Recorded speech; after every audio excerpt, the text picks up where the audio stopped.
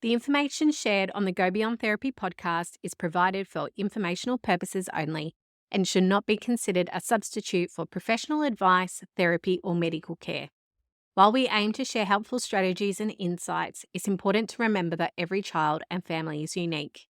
While we encourage listeners to consult with qualified professionals who can provide personal guidance based on their specific circumstances, any strategies or approaches discussed are general suggestions and may not be suitable for everyone. We disclaim any liability for reliance on the information shared in this podcast and remind listeners to use their own judgment when applying any ideas or strategies mentioned.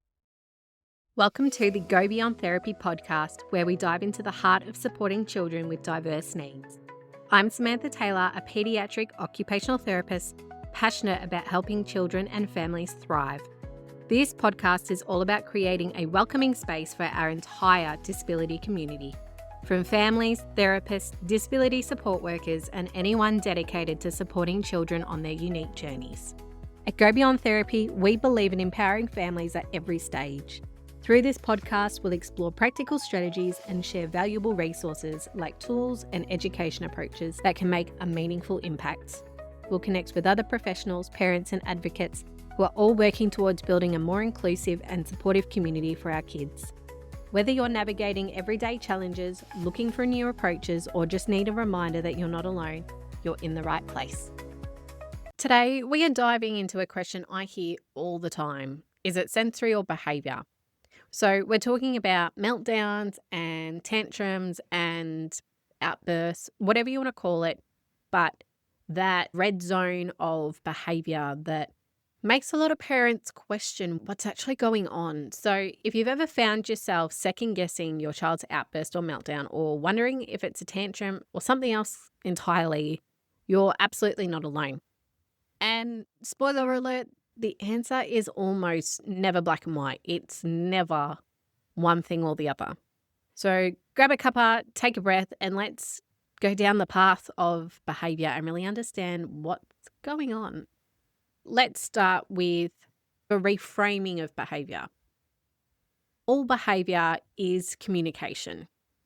I'll just let that sit with you. All behaviour is communication. When your child throws, yells, refuses, shut down, it's not because they're being bad, it's because there's something inside of them that they're struggling to express. I like to think of behaviour as the tip of the iceberg. And what we see on the surface is the yelling, the hitting, the running away, but that's just the very small part of what's going on. Beneath the surface, we might be seeing unmet sensory needs. We might be seeing emotional dysregulation. We might be seeing pain, fear, exhaustion, anxiety, but it just looks like behaviour. Instead of asking, how do I stop this? We might shift our wording to, what is my child trying to tell me in this moment? So let's unpack this. Is it sensory or is it behaviour, or something completely different?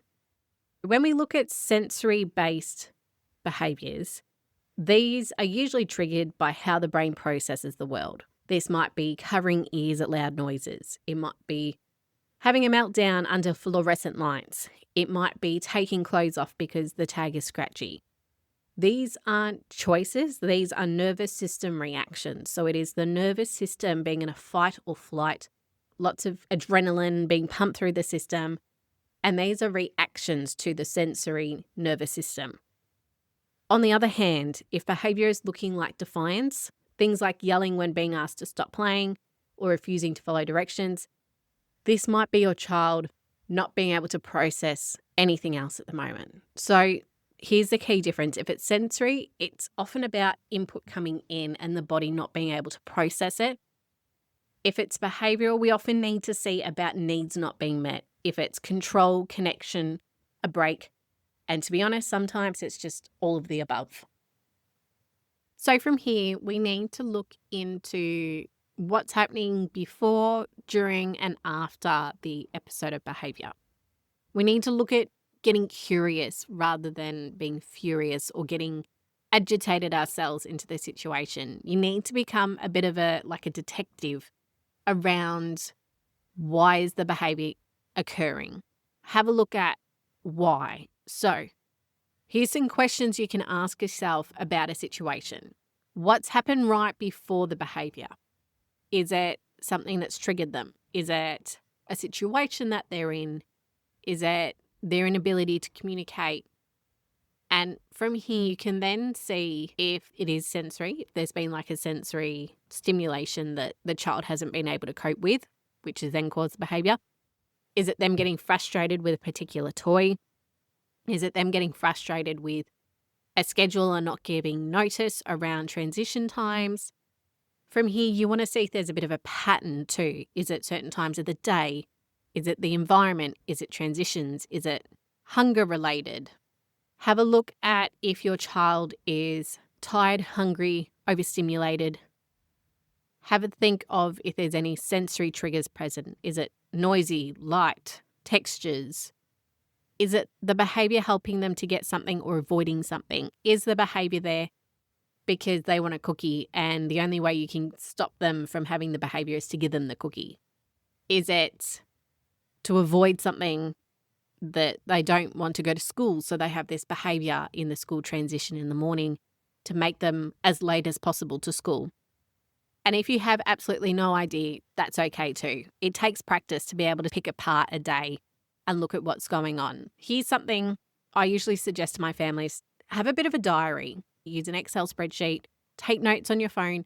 But over the course of your day, if you're starting to have these sorts of behavioural outbursts or withdrawing, whatever your child's doing, take note of what's actually going on to see if you can find a pattern and to see if you can find why. That's all it is, the big fat why. Why is it happening, so that you can put some intervention and strategies in place to prevent it from happening in the first place. If it is sensory and you've been able to figure that out, try some movement breaks, weighted items, noise cancelling headphones, calm down space at school or at home. If it's emotional regulation or routine and structure based, above all, it's absolutely all about co-regulation. Your calm helps them find theirs. And if you can model co-regulation, so if you can keep calm within the moment yourself, you are modeling the type of, behavior as such, but we're trying to model the approach when things get difficult or things get frustrating, that we're trying to get these children to mimic so that they're not having outbursts and they're not having behavior, but they can actually advocate for what they need and they can tell us what they need. And then we can just fix the environment, or we can change things around, or we can actually take into account how their body is absorbing the sensory information or what's going on in their day. Is it too much? So yes, absolute co-regulation is the number one thing I can recommend.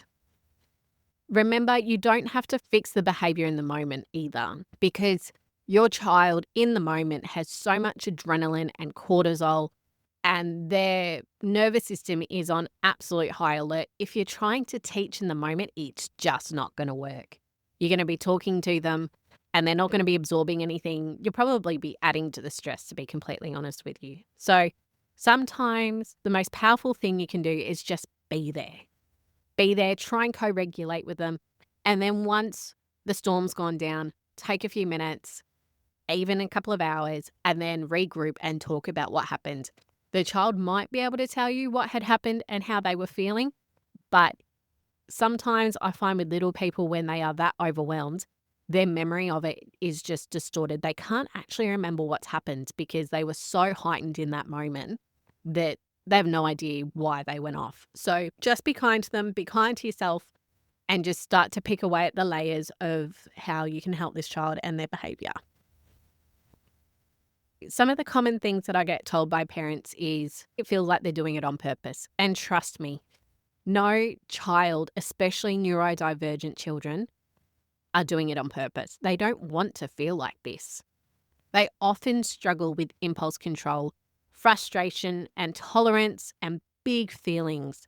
They're not out to ruin your day and they're not out to change the routine or have this behaviour. They're asking for help in their only way they know how. And not just them, but their bodies too. Their body may not be able to tell you any other way. Another one is, how do you explain this to teachers and family members, especially when they mask at school? And this is really difficult, I find, for parents, that their teacher is getting so much out of them in the classrooms that they keep pushing and it just keeps falling apart at home.